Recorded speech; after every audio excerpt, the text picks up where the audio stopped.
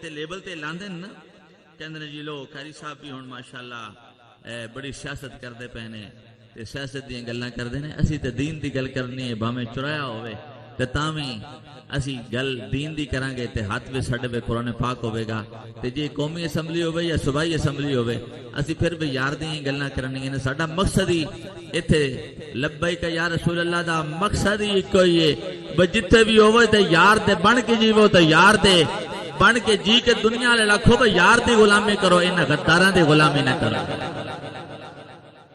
انہاں غداراں دی غلامی نہ کرو کوئی قوم نو ویچدا پیا ہے اور کوئی